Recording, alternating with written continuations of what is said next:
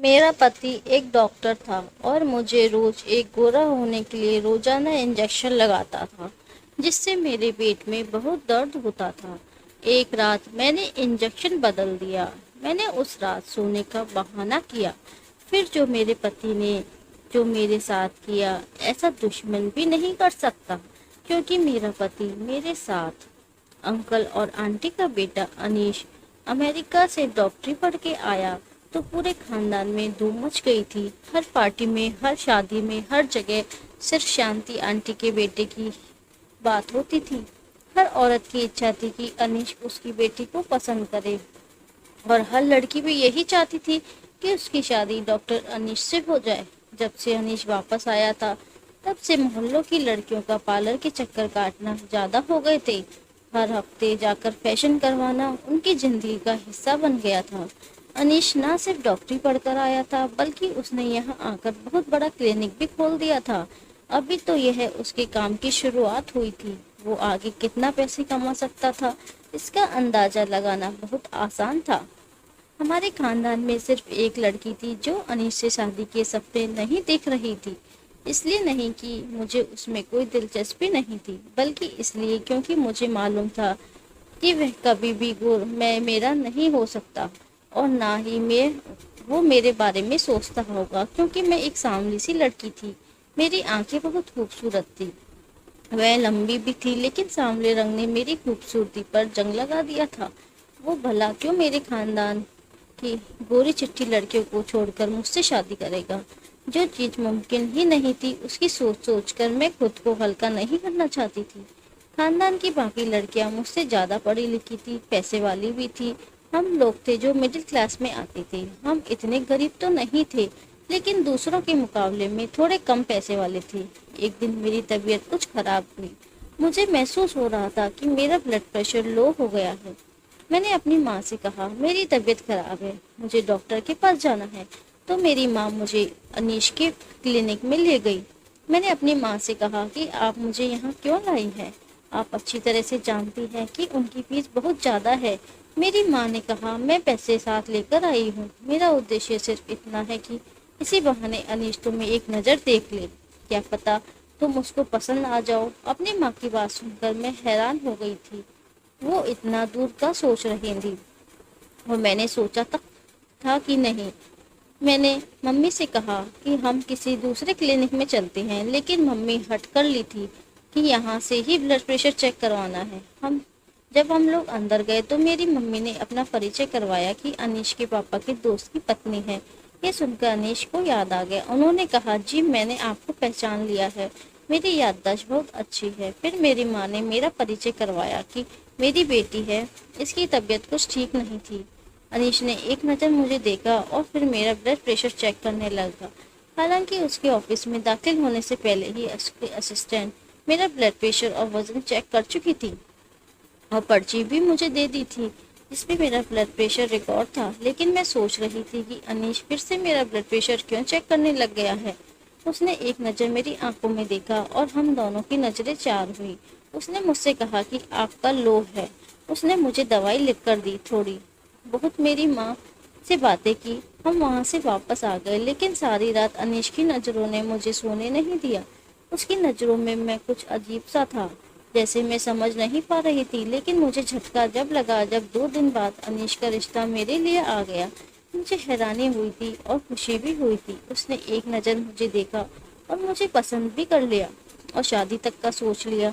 मेरी माँ ने मुझसे कहा कि वह बाहर से आया है और यहाँ के लोगों की तुरंत हंसने के पुजारी नहीं है, बल्कि तुम तो बहुत हसीन हो। सिर्फ रंग ही सांवला है, काला भी नहीं है। वो समझदार लड़का है। उसने जर तुम में कोई खास बात नोट की है जो आम लड़कों की तरह गोरे रंग को चाटने वालों में से नहीं है? मेरा रिश्ता अनीश से तय हो गया। पूरे खानदान में यह खबर आग की तरह फैल गई, और हर जगह मेरी ही बातें होने लगी कि अनीश ने कैसी लड़की पसंद की है अपने लिए। इतनी खूबसूरत पढ़ी लिखी लड़कियों को छोड़कर उसने एक सामान्य कम पढ़ी लिखी लड़की को पसंद किया। यह बात मुझे रिश्तेदारों में किसी को भी अच्छी नहीं लगी थी। सबका मूड खराब था, लेकिन हमारे में तो खुशी की लहर दौड़ गई थी।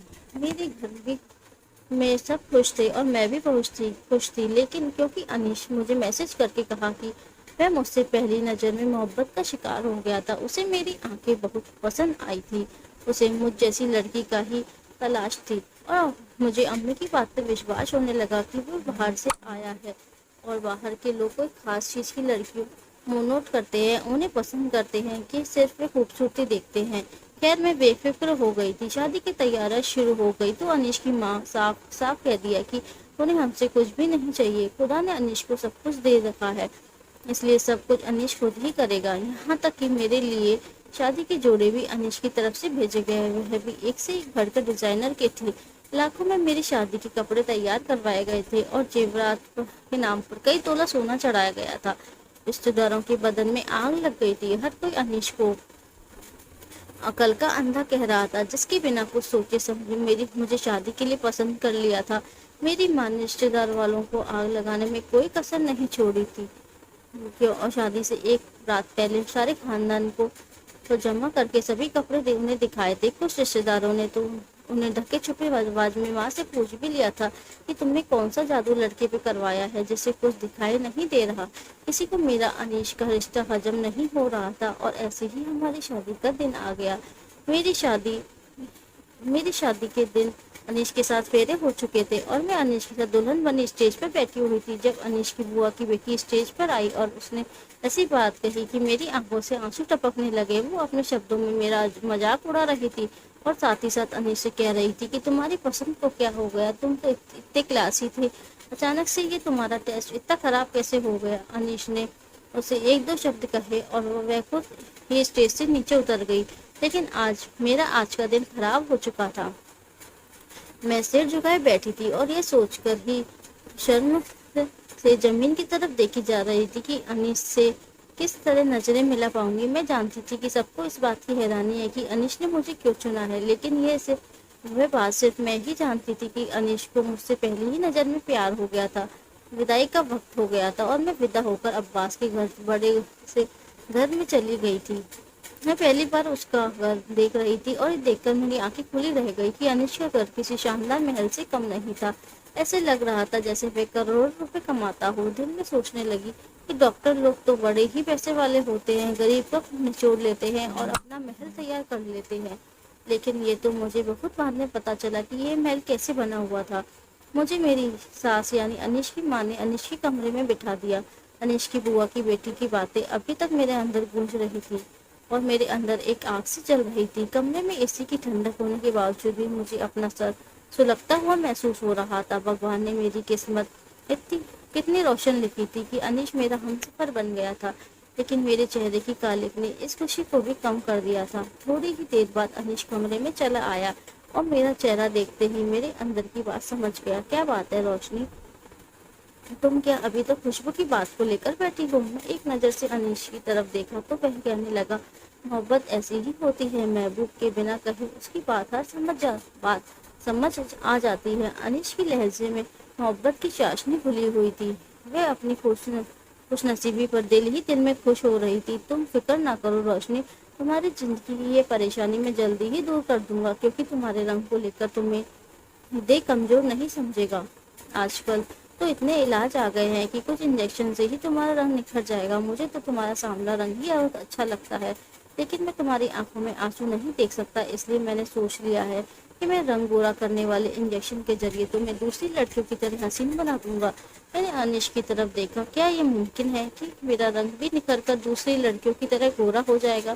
अनिश मुस्कुराकर कहने लगा, यह दौर अलग है, अब कुछ भी नामुमकिन है। जिसके पास पैसा है वह सब कुछ हासिल कर सकता है।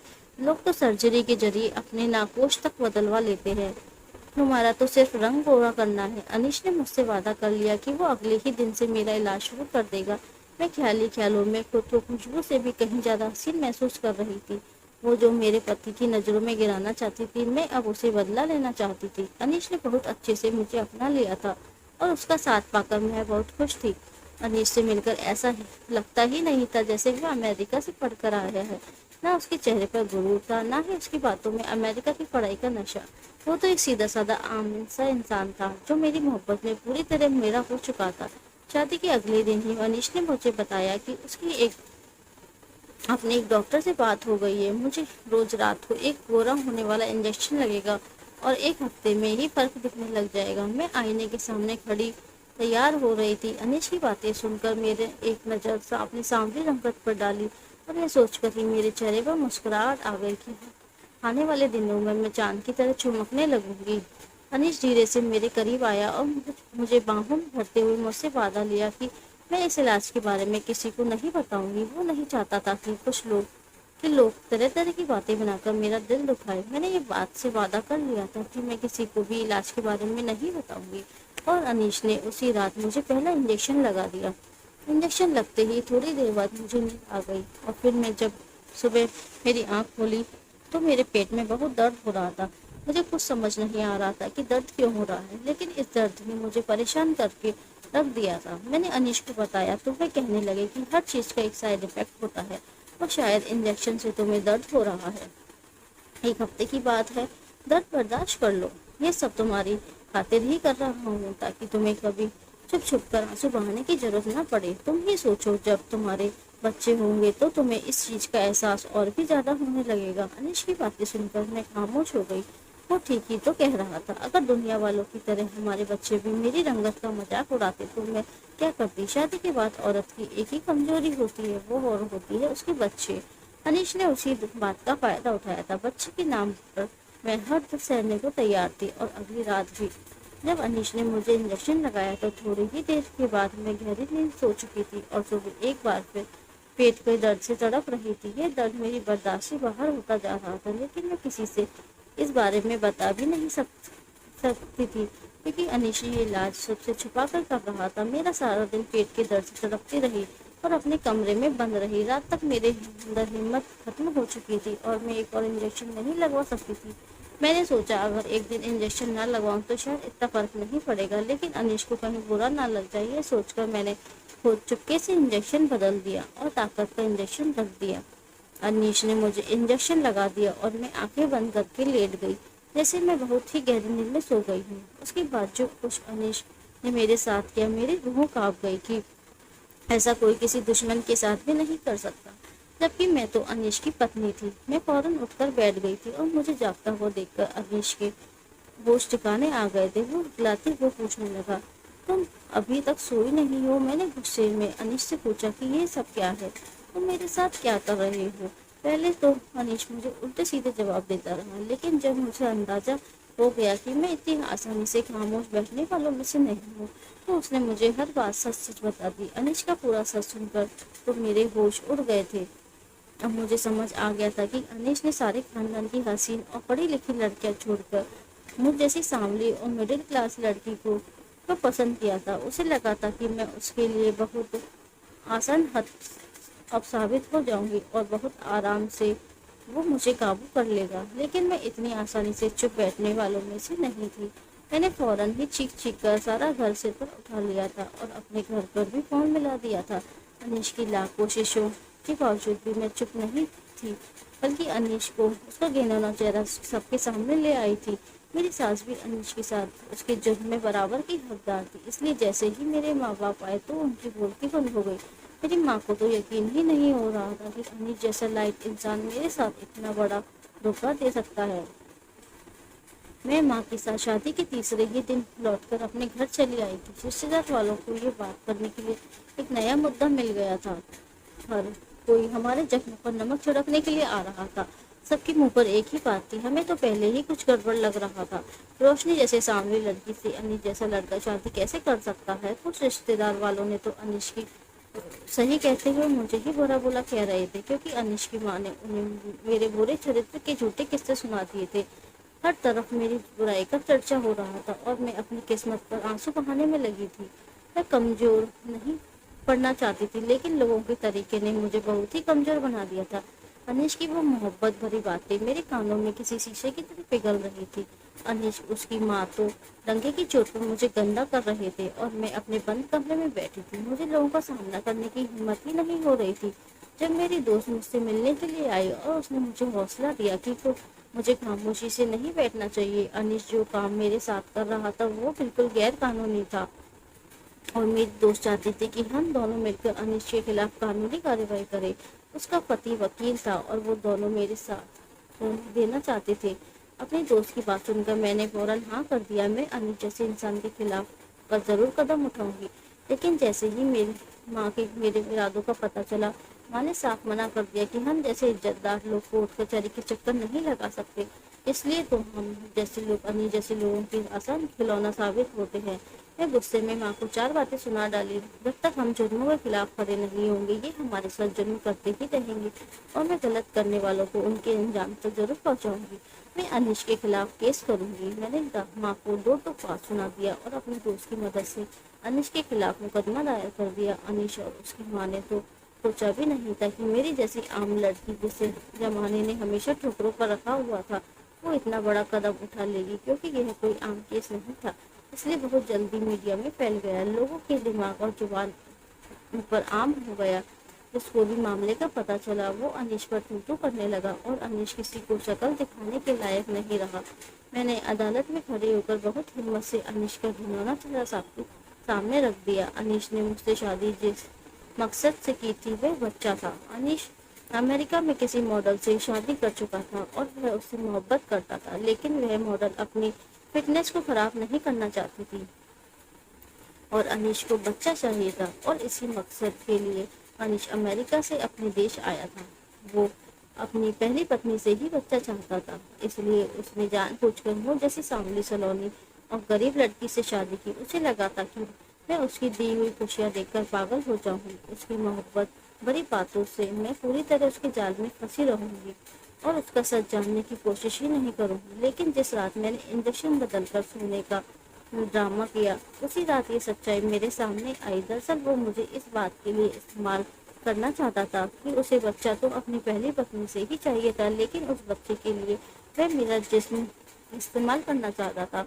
वो एक पूरे तरीके से अपना और अपनी पत्नी के बच्चे को मेरे जिस्म के अंदर तैयार करना चाहता, ताकि बच्चा मेरे से पैदा हो। और जब बच्चा पैदा हो जाता तो वो दोनों उसे लेकर दोबारा अमेरिका चले जाते। इसी तरह ना ही उसकी पत्नी की मॉडलिंग पर कोई असर पड़ता और ना ही उसने किसी का बच्चा गोद लेना पड़ता। जिस दिन मैं बीपी चेक करवाने अपनी माँ के साथ अब्बास के क्लिनिक गई थी, उसी दिन उसके जेहन में ये बात बैठ गई थी कि मैं भी वो लड़की हूँ जो उसके बच्चे को अपने जिस्म में पाल सकती हूँ। इसलिए वो बार बार मेरा बीपी चेक करता और मेरी खुराक का ख्याल रखता।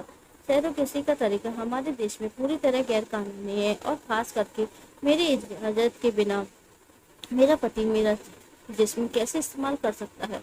वह हर रात गोरा होने वाला इंजेक्शन के नाम पर मुझे बेहोश करता और फिर मेरा चेकअप करता।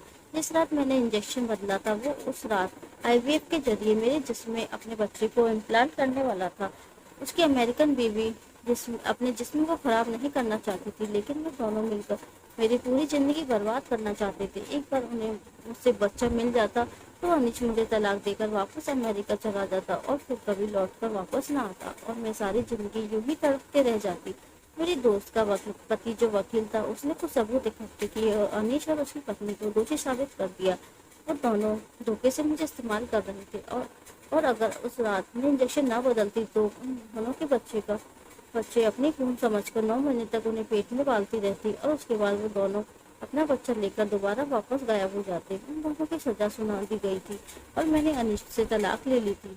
मैं अकेली जरूर थी, लेकिन मुझे यकीन था कि भगवान ने मेरी किस्मत में यकीनन कुछ अच्छा ही लिख रखा है। सारे खानदान वाले अनिश की सच्चाई जान चुके थे और आंटी को भला बोला कह रहे थे, जिन्होंने अपने बेटे का साथ देकर मेरी जिंदगी उजाड़ने की कोशिश की थी। एक बात तो मैं बहुत अच्छी तरह जान गई थी कि सिर्फ इंसान की पढ़ाई उसे शोहरत नहीं देती, बल्कि माँ बाप की परवरिश भी होती है जो एक बच्चे को होशियार और साफ बनाती है। अगर आंटी अपने बेटे अनीश को सही या गलत का फर्क बताती और मेरी जिंदगी से खेलने के लिए मना करती, तो शायद उसे कभी इतनी हिम्मत नहीं मिलती। इस रात में सभी भगवान का धन्यवाद कर रहे थे कि उनकी बेटी अनीश के जाल में फंसने से बच गई थी, जबकि माँ को इस बात का बहुत दुख था कि उनकी वजह से मेरी जिंदगी बर्बाद हुई है। लाखों का जेवर और कपड़े इंसान को अच्छा नसीब और खुशियाँ नहीं दे सकते, इसलिए उनको चाहिए कि वह अमीर और पढ़ा लिखा दामाद ढूंढने से कहीं ज्यादा अपनी बेटी के अच्छे नसीब के लिए प्रार्थना क्या करे। कोई भी लड़की को 2 वक्त की रोटी और इज्जत के साथ 4 दीवारी में खुशी खुशी जिंदगी गुजार सकती है, लेकिन एक बुरे इंसान के खिलाफ कभी खुश नहीं रह सकती। मैंने जुल्म के खिलाफ इसलिए आवाज बुलंद की ताकि आइंदा कोई लड़की किसी गलत लड़के के मकसद की भेंट न चढ़े। दोस्तों आपको ये कहानी कैसी लगी प्लीज़ कमेंट करके ज़रूर बताइएगा और मेरे चैनल को सब्सक्राइब कर लीजिए और बेल आइकन पर क्लिक कर लीजिए जिससे मेरी नई नई वीडियोज़ की जानकारी आप सभी को मिल सके। Thank you.